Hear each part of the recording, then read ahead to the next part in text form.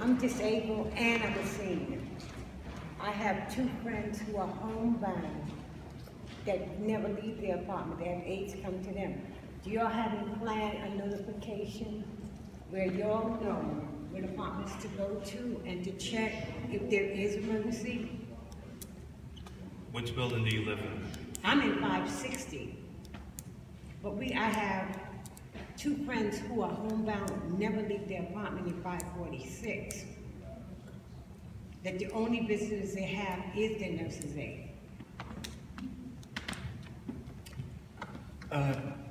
Hello, Tammy. How are you, Ms. Campbell? We're still working on getting the information from all of the building managers, to be perfectly honest with you. We have certain buildings where we have all that information. We would, at this point, for Urban American, depend on the superintendents that are working on any given night or day, or our own knowledge from where you are.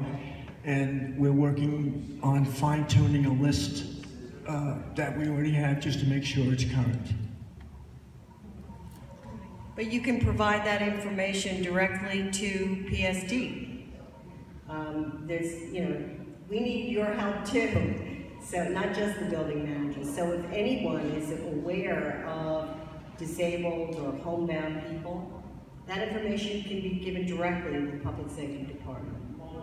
Thank you.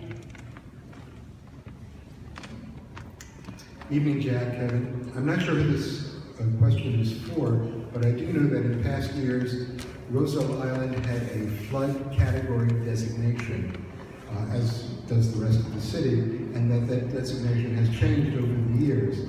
I'm wondering what our designation is now and what that category designation really means.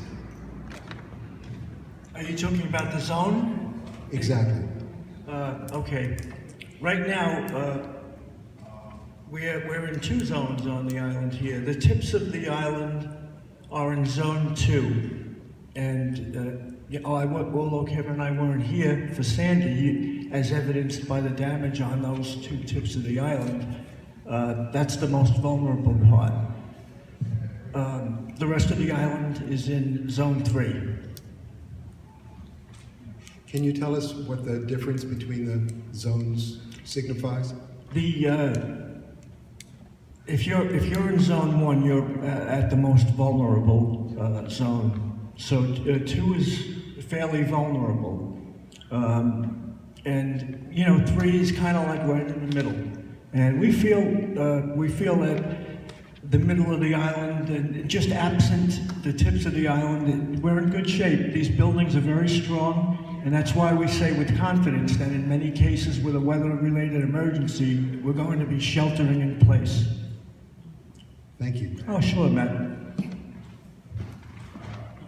You might be wondering why I'm asking you a question. Well, we have the fire department here, so I'm asking this question on behalf of the residents so we can hear your response. So, as you know, we all live in high-rises here, and if there's a fire in our apartment, what should we do? And if there's a fire outside our apartment, not in our apartment, but in our building, what should we do? Thank you. Okay, sure. All right. So you want to know, test.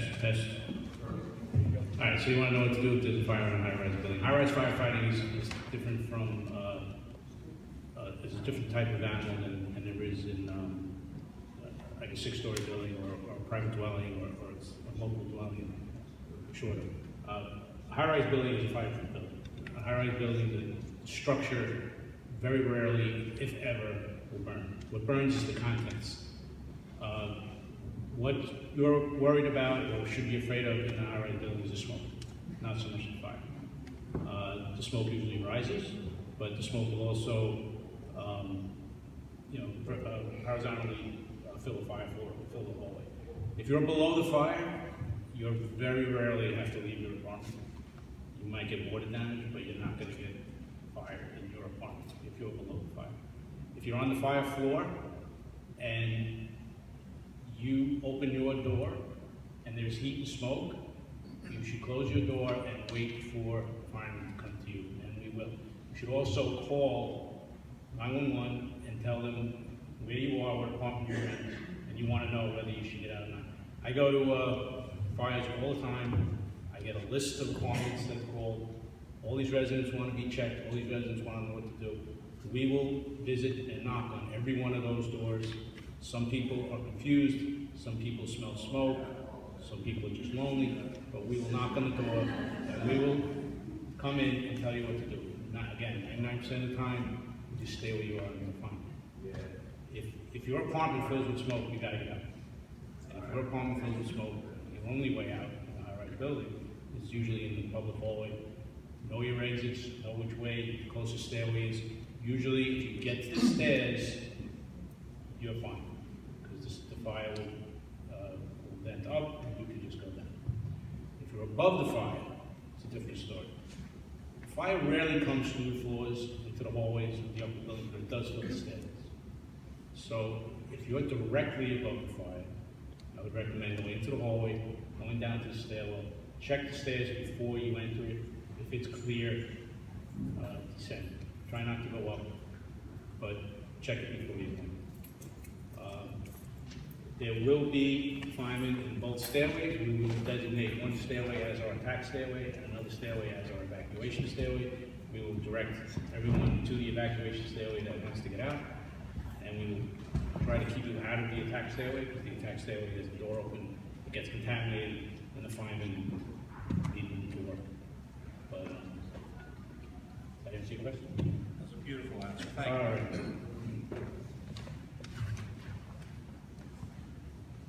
Ms. Rosenthal, I would like to thank you for providing CART, real-time captioning. I want to thank RIAC, it's very helpful, and I'd like to tell everybody that we're lucky to have Lauren Schechter here today, who's considered the best CART operator in the region. So thank you, Lauren.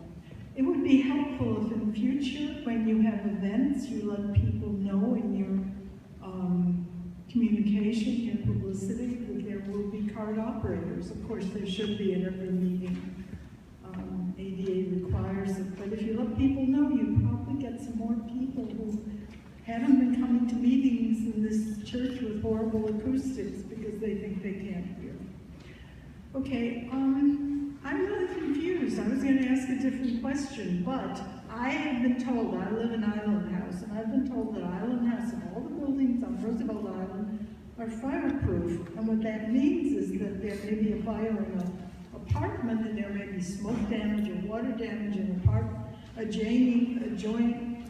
adjacent apartments, but it won't spread, and we should stay where we are. Yes. And yet, if I understood you, you're telling me that we should leave our apartment, maybe, sometimes? Yes, if your apartment fills with smoke and it's untenable, you have to get out. If you're above the fire and your apartment fills with smoke or you feel heat, you have to get out. So we should leave our You should apartment leave your apartment. because If of you're below the smoke, fire. but not because we're in danger from the fire Right. spreading to our Right. apartment. More people are harmed in fires from smoke than fire. The smoke spread, it's asphyxiant, and more people die from smoke inhalation than they do from an actual heat burn from Okay, fire. okay, I didn't So- understand that. So if there isn't smoke, we should stay in our apartment even though other apartments or one apartment is on fire. I mean, that's what's happened typically. There's one apartment. It's very It's a rarely fire. that the fire will spread from one apartment to another Right. in these types of buildings. Okay, now, I'm a person with a disability, a hearing disability. I have hearing aids, but I don't sleep with them. Nobody does. The last thing in the world you want is to have your hearing aids, which are very expensive and insurance doesn't really cover, and you don't want to go to sleep because you wake up in the morning and spend 2 hours trying to find them. So nobody sleeps with hearing aids. So people who are hearing impaired, what do we do in the middle of the night? Have you really thought about that? Oh, absolutely. And I want to ask a question that might sound silly. How many of you guys have seen the vintage disaster movie, Towering Inferno? Well, that's good, because there is a section in the middle, it's sort of a subplot. There's a single mother with 2 small children, and you know how they notify her that she has to get out of the building? She's deaf. And what do? What? Nobody knows that they call her. And what happens is somebody realizes that, oh my God, she hasn't evacuated because somebody tried to call her, and of course nobody answered the phone. She has small children, she's deaf. So then they have to have a couple of people risking their lives, rushing up to try to get her out of the apartment. Luckily, my memory is that they get her and the kids out. But I'm asking you, and you look like you have an answer. I do have an answer, and it has to do with the fact that we need to know where you live.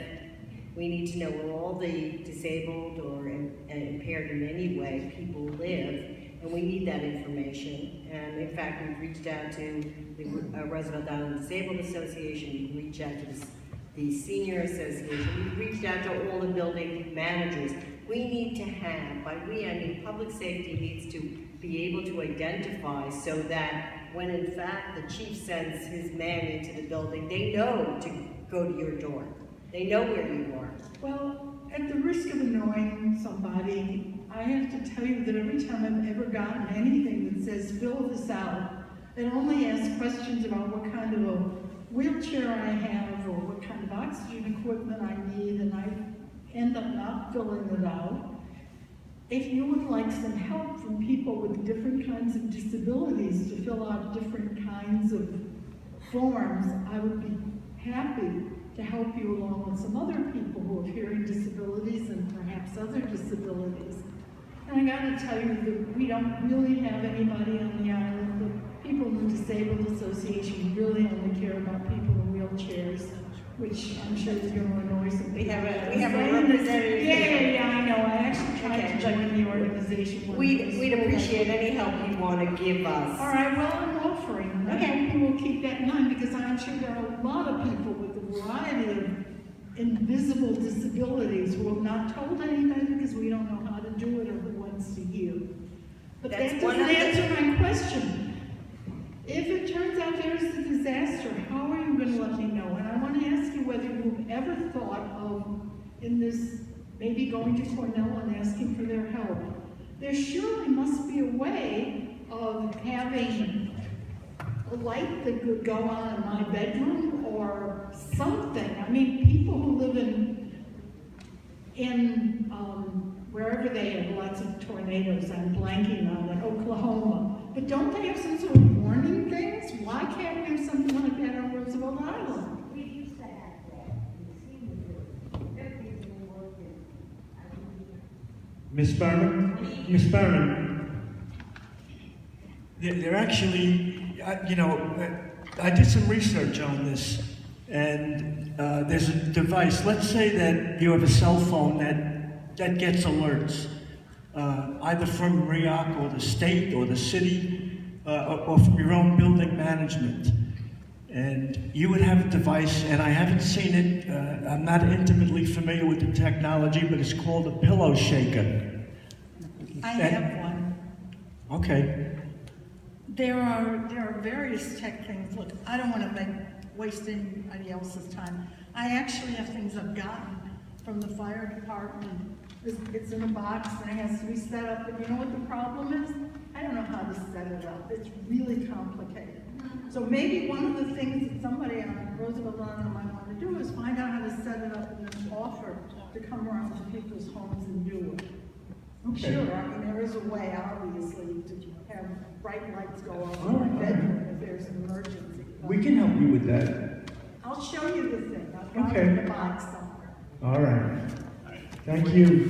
Before you go, I just want to let you know, I don't know about your personal alert system, but if you want to get, I'm not sure about the personal alert system, but you seem to have something in your apartment that will alert you.